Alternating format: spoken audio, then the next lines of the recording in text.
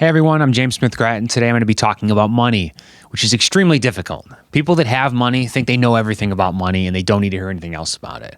Or they know their parents have enough of it and they can just get it from them. People that don't have money are mad about it, which is extremely understandable. They a lot of times have self-defense mechanisms built in where they pretend like money doesn't matter. Well, they're not pretending, but they internalize the fact that they feel money does not matter so they don't have to feel like upset all the time. Also pretty understandable. I've found myself being in both camps, depending at what point of life I was in. Mostly in the camp of thinking money doesn't matter just because I was young, and young people generally don't have money. So it's the most obvious way to think about money when you're a younger person. This conversation will hopefully serve to expound on both of those mindsets and find a way to combine them in a way for the modern person who wants to be mindful about the way they think and talk about this issue, because it's, again, extremely difficult. We, especially as Americans, live in this society where there is a lot of money. So it's very easy to go a long time without discussing money, just kind of because it's everywhere. Even if you yourself don't have the privilege of bringing in a high amount of income or spending money to get things that you want, you probably have a lot of people in your life that do, or your employer does, or your city does, in a way that's like hard to even conceptualize when you're still learning how the world works and, of course, how your place actually works within that world. Now, generally, I want to find a way to make money funny. I want funny money. It's mainly one of those spoonful of sugar makes the medicine go down type things. I have not cracked the code yet. I have made some shorts about money. They have not been amazing. Not being too hard on myself, but just trying to be a thoughtful creator and trying to obviously push myself into areas that I'm pretty uncomfortable talking about. I am most, like a lot of people, I grew up, I guess I could give you a class here. You could maybe take a guess. Maybe I'm wearing a cardigan, so maybe you think I'm high class. Maybe you think I'm low class. I don't know. What do you think of cardigans? But that's a great barometer for money, right? Like, if you're dressed like you're an old man, does that make you old man rich, or does that make you someone who's retired before they even started their profession? But when I was growing up, I thought I was more middle class. My parents were both in unions in the city of Chicago. My father was in the Carpenters Union. My mother was in the Chicago's Teachers Union. And I did grow up in a home with my grandparents. It was actually my grandmother and grandfather's home. And we had kind of this big multi-generational family. Wonderful experience, loved it. I now see that in a way, I grew up sort of as a rich kid, in that a lot of my needs were cared for. I got a lot of things that I wanted at Christmas time, which is when a lot of people take their monetary temperature, I would find. Just seeing whether or not Santa, i.e. the U.S. economy, provides for what you might be interested in at whatever age it is. Age of 6 years old being Legos, 16 being Lexuses. I did not get a Lexus. Side tangent, my first car was a 1991 Oldsmobile Cutlass.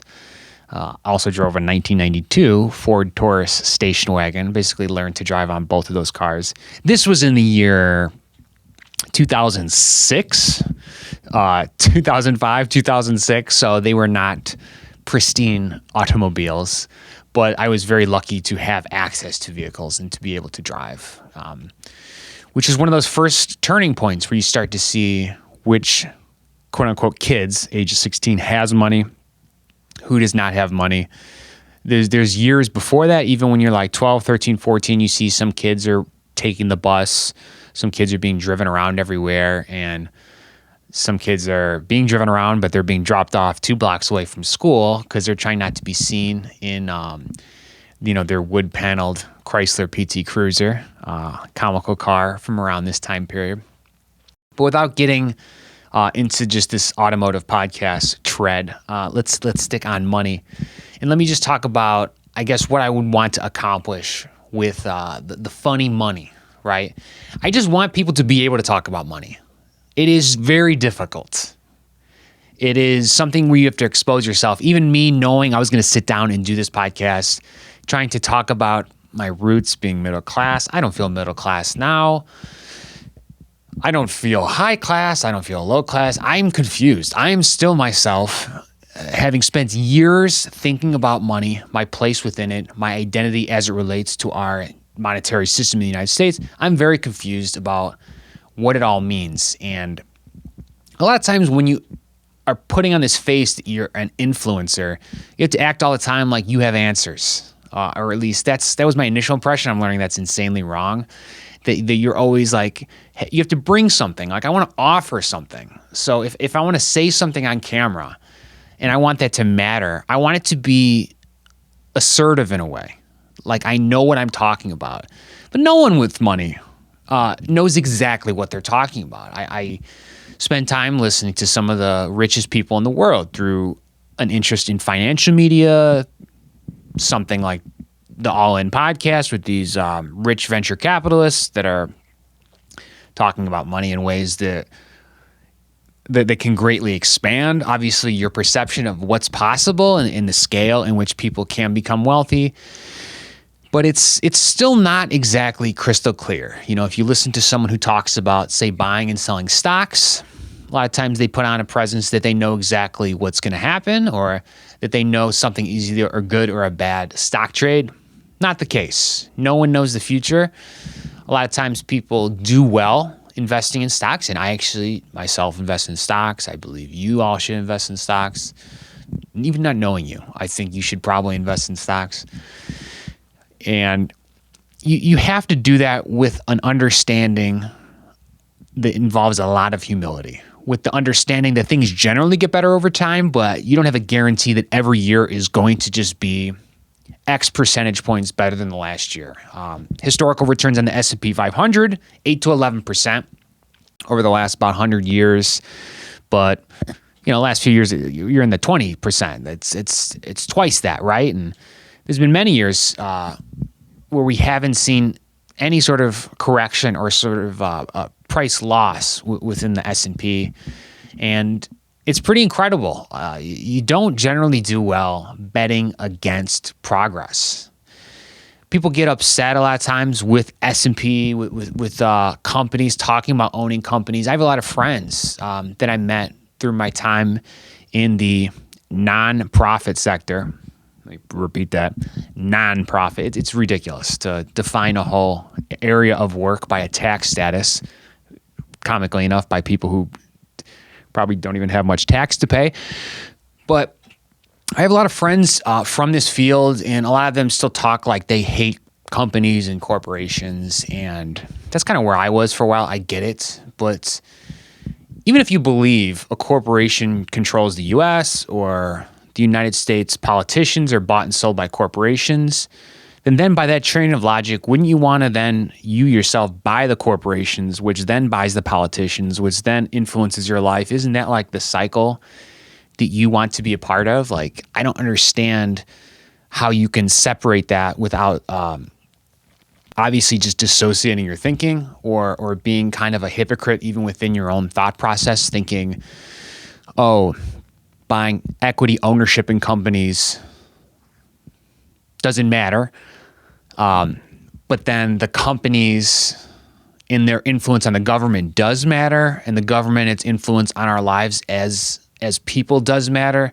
At some point in that chain, there is a weak link, and a lot of people can feel very strongly about the different links within that chain, and then they kind of ignore the first link, the link that might be, to mix metaphors here, more upstream, right? The top link that's holding, say, you up off the ground. And we are very much held up off the ground. Anyone that lives in America's standard of living is extraordinarily high. And it's just a real funny thing to have spent so much time around people and to have been a person that has been extremely negative about America, when we are by far the richest country the world probably has ever seen. I don't want to get into the whole Roman thing. This isn't one of those podcasts, okay? Aqueducts are cool, but, you know, they were still in some ways pissing in pots, so to speak. I mean, not that the world's the epitome of success in the world is a gigantic flat screen TV and a vibrating chair, but it's not that. I mean, there's definitely things I think we want as a people: good relationships, good health, and obviously, despite having an extreme abundance of food and healthcare intervention opportunities, we are oddly sick, and some of us too fat, some of us too skinny. It's, again, back to the confusion piece, how there's an incredible mixture of influences that we experience, probably much more so in a country, in a time period that has so much abundance. Use the A word a few times, so I might as well go there. Everything is abundant. You obviously get tired at the end of the day. You kind of feel like you can only work so many hours. Yes, that is true. But even if you dig ditches, maybe you have a lighter shovel next year because Fisker invented a shovel that works better. Maybe you have the same shovel, but you see a TikTok, a YouTube short. I got to use YouTube short. It's an American company. Maybe you see a YouTube short where they put WD-40 on the shovel and then the dirt slides off the shovel a little easier. Human progress is very difficult to understand outside of the fact that it does exist. We're constantly standing on the shoulders of giants, whether you are a ditch digger, my aforementioned example, or whether you're a high-level computer engineer, whether you are an extremely successful podcaster and creator of media seen by people in 190 nations all around the world, or whether you're someone who's on YouTube, lucky to be seen by 5 people within your home country online. I'm not going to do it all here. I'm not going to be able to hit every topic. Obviously, I'm surfing, but that's how it's going to be. Anytime you're thinking about money, you have to consider whether or not you're being abundant or whether you are thinking with scarcity. You have to think about the country you live in, the time period you live in. You have to keep perspective. We live in a time where people are constantly trying to get us interested in their products. A lot of times that involves people who are creating some tension, trying to create a need so that we want to fill that need with their product, with their solution. And that honestly could be fantastic. Maybe you're seeing a commercial for a Toyota car that's manufactured in Japan that will be purchased in America to take you to Wisconsin. There's nothing wrong with that, especially that Toyota probably is going to last a long time. Might even create a monetary surplus within your family, an abundance of money within your family that leads to you being able to pay more for your children's education, which then subsequently in future generations grows the American economy so that we end up being so wildly successful. It doesn't matter if we bought a Ford or a GM in the long term versus that Japanese-produced Toyota, that we're getting enough from that abundance in the transaction that we are, in fact, able to just create more. The idea of more is something that every American can relate to. This is a country that's gigantic. We have money. We have size. We have ideas. We have dreams. And it's a fantastic thing. It's something that makes me positive that we will always, in my lifetime, be probably on top of the fiscal food chain. There's always going to be countries that are growing and decaying. And maybe a lot of you think America even is in decay, but doesn't mean all the countries that we're competing, quote unquote, against are not decaying or are not experiencing their own stasis or growth or, relative decline. It's very difficult. All right, I'm back. My camera overheated. I have a Sony a7 IV, and you know what? There's an abundance of cameras in the world. I have another camera. I have a better camera. This is a Sony FX3. I was just basically performing an experiment with the thing, got about 18 minutes out of it before it overheated.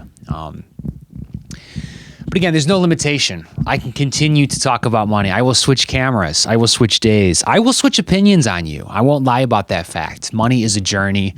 I guess I'm going to release this as part of a podcast series called Never Ending Becoming. I will never stop becoming the next thing that I want to be. Anytime you achieve some level in life, whether it's an income amount, whether it's a personality subset, whether it's an athletic achievement apex, you're looking up. That's just how we are. I'm an American. I've spent a lot of time trying to pretend like this is not the case. I cannot hide from that fact anymore. I actually am getting married this year to someone who's not from America, and it's increasingly helping me understand like who I am as a person and some of the difficult parts about being where I'm from, and some of the amazing things about being where I'm from. In some ways, my immigrant fiance is more American than I am in some of the traditional ways that I feel like we see ourselves. She is extraordinarily hardworking, growth-oriented, ambitious. She has a great mind for expansion and abundance in a way that I'm a little bit more blind to because I'm in a place that I've always lived. I'm still living in Chicago, Illinois. I'm from Chicago, Illinois. I'm trying to think if there's any loops I want to close here before I have something else in my in my chain of production go off on me. I don't need to. There's no closing loops of money necessarily. One thing I'll continue to talk about, I guess, is talking about how I feel like when you're creating content, you feel like you need to have answers. You know, I want to give you something. I want to provide some information. Hopefully I have done that in the last 15, 20 minutes. But it's just as good to spend time asking the right questions. Even if I don't exactly have answers for everything, that's fine, because if you ask the right questions in life, you end up having the right life. You know, people that are focused on the wrong things can't live well. Maybe you don't care about money naturally. Maybe it's not the number one thing you think about, but maybe you love social justice, okay? You love charity.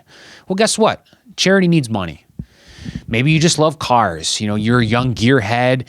You want to get yourself a Tesla. You want to get yourself a 1966 Ford Mustang. I'm sorry if that's not the correct cool year, but you're going to need some dough for that, okay? I love video production. I just had my first camera overheating the podcast I'm sitting here doing right now in front of you. I had a second camera because I had enough money to be able to produce. I'm using a microphone actually that's much cheaper than the one I normally use. I'm using a $100 Shure SM58, one I've had since I was 13, 14 years old. This microphone means a lot to me. That's the reason I'm using it today. Sometimes it's about money, having more, doing more, but sometimes it's about how it feels. Sometimes it's about, you know, being aligned with your emotion. And I guess that'll be the way I stop talking about money today, or I end this first of many long-form discussions I'm going to be having on camera with just you, the audience, with myself, with people I invite on the podcast, is the emotional element of money, because that is the thing that ends up getting so difficult. I already mentioned that money is a lot of ways a force multiplier for the thing you really care about. So even if you don't have the emotion, you don't have the desire to learn about money, well, you probably want to affect change in some other area of your life. So why not use money as a way to get the change that you want or get the status that you seek a little bit faster? Obviously, using status as a word is a little confusing there, because a lot of times you're encouraged to either play some sort of status-seeking game or some sort of wealth creation game. And this is weird. A lot of times as Americans, we don't want to play a wealth creation game because we really don't have to. We're all so rich. A lot of us are all so rich. Our standard of living is already so high compared to anyone living 100 years ago that we're all playing status games now. Everyone's trying to spend all their mental faculties discerning ways in which they can be perceived by others to be a good person, when they could be leaving a lot of, let's say, chips on the table in the thing that they actually can affect change in. Mentioned earlier that I worked in a nonprofit setting, and a lot of people were not even spending all of their mental resources doing good for the clients that the charity served because they were caught up in some of their own status games. Again, myself included. No judgments. It's a very difficult thing, and even someone who has a lot of good answers, who is doing a lot of the correct things, is going to become prey to the the daily discussion as to what's relevant in society. One thing though, rich people will talk to other rich people about money. They all have to talk about it, just like a part of their daily business, whether it's financial opportunities that they have, whether it's amounts of money they're going to spend on vacation, whether it's when their trust fund is being unlocked or how much they're going to provide in a trust fund for their descendants. They're free to talk about money all they want. And they don't have a great incentive to talk to people in a lower class than them. And that's probably the number one reason I want to talk to people about money is not that I want to educate people in a lower class. I just said earlier, I don't know if I'm in a lower class. I, in some ways, am.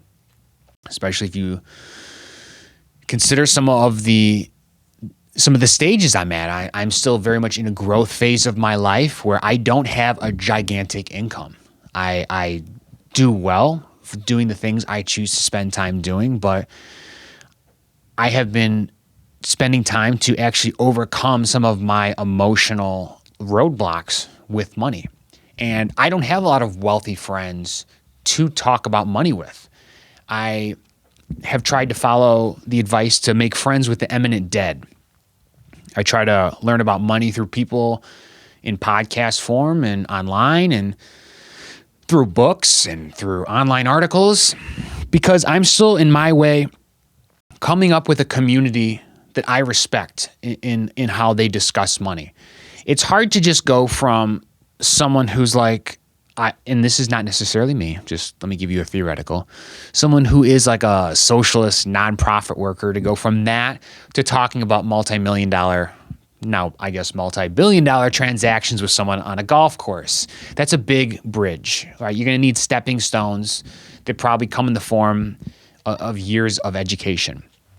And it is my hope at one of the highest levels that this discussion, my ability to talk about greenbacks and discuss deals with people can transcend current income amounts that can make sense to someone who has money, make sense to someone who is on the way to getting more money, make sense to someone who feels that there's not enough in the world and we need to spread out whatever we currently have, and also make sense to someone who knows that no matter what they do as an individual, that the world will come up with better ideas for us all to have more.